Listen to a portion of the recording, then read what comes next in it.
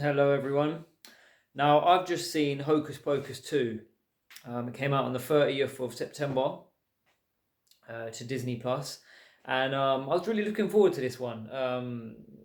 I've been looking forward to it since it was announced a good while back, months and months and months and months ago. Can't remember now, but yeah, Hocus Pocus 1 from 1993 is really good. It's great. It's a classic. If you were especially a child growing up and watching that for the first time and in the 90s, and even now if you watch it, it personally holds up. So now Hocus Pocus 2, the Sanderson sisters returns. They return, and like all three actors, they portray the same characters, and they're just amazing. They jump back in it, they ham it up, they're silly, they're goofy, they're they're they're the sisters that we left off in the original. You got the leaders a little bit sort of like mean to them all, and you've got the two sort of sidekicks that just, and I think they're even sillier in this one. Yeah, they're just terribly wicked and really funny, and I think this is such a great film for the kids. I think all the kids need to watch this film this year. Especially with Halloween coming up, I think it's going to be a great time for everyone, for families. Um, uh, um, I think everyone should have a little watch of this and see what they think.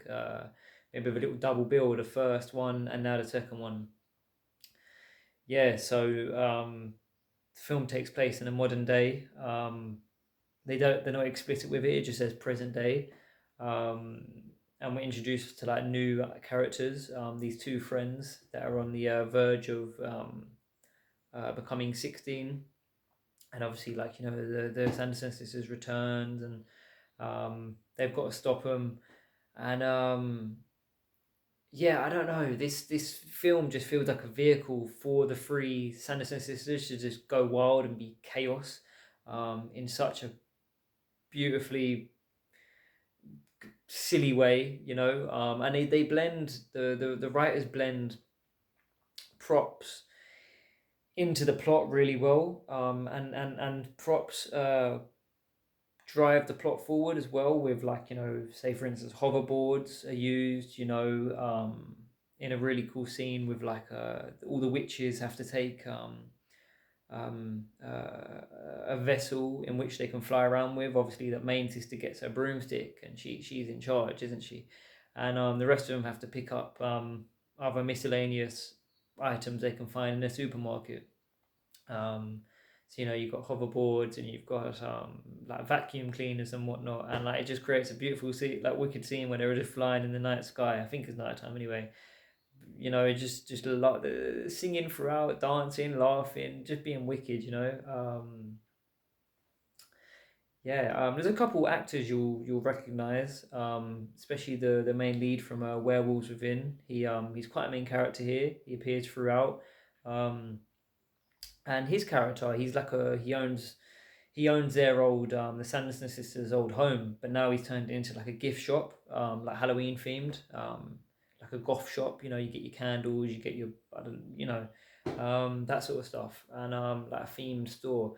And I really like how, like, there's no villains other than the sisters, and even they're not like totally like out to like destroy the world. They've just got their own warped sense of what they should be doing and whatnot. And but no, this dude, and he's not even entirely evil. So he does plot to bring them back, but it's not in a way that he's like maniacal and like now he's against the two young girls that are trying to like save the day. He's just got his own sense of and it wraps his story around to number one, like where he was as a little boy in '93, where the events were happening, with the sisters. So it ties into that really well. And it just doesn't portray, it doesn't frame him as a villain. It just frames him as someone that idolizes the sisters, and perhaps incorrectly has a wrong judgment of what their return could mean. Yeah. So I thought that was pretty cool. Like the stakes are not too high. It's just a feel good, wicked family film. Um, They raise a couple of like modern popular topics that we speak about in today's world nowadays of social media and the youth and whatnot. And it was handled pretty well. It wasn't banging on your head. You know, things like bullying people for being different. You know, and like the lad, like the sort of like jock like lad, like footballing lad. He's obviously framed as like a real silly, stupid dude, but he gets a moment of revelation where he's like, "Whoa, duh!" Like he shouldn't be picking on people for their differences, you know. And it's a silly, goofy scene, but like it means a lot, you know.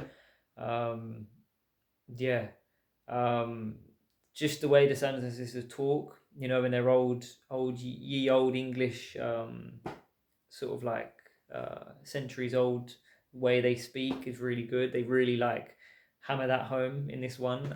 They go for it. Yeah, I really loved it. Yeah, I don't know when I'll revisit it, but it could be like a yearly thing. It could be something that when Halloween rolls around next year, um, I watch it again because it was that fun. You know, I'm definitely recommending it to everyone I come across. I think you should all give it a go. Yeah, hour and 40 minutes. Not that long, and it doesn't really feel long at all. Paces really well. Guess they could have like um cropped things up a little bit in certain places where like you know the sisters are good and then bad and then trying to take over and then the you know maybe things like that. Yeah, overall, yeah, really great film. A lot of laughs to be had. um the actual Halloween season is not touched upon greatly. Like we get like you know costumes and crowds and like the market with like toffee apples and whatnot, costumes, but it wasn't really like much of um a theme in the movie. Like we didn't really feel that it was like Halloween night, which is a disappointment and a misstep. Um, Billy returns. You know the skeleton dude. Billy's like one of the best aspects of Hocus Pocus. He's so funny. He's like a zombie. Like looks a bit grotesque, but he's just a cool guy that you want around on your team. Like he's a good guy, you know. He just gets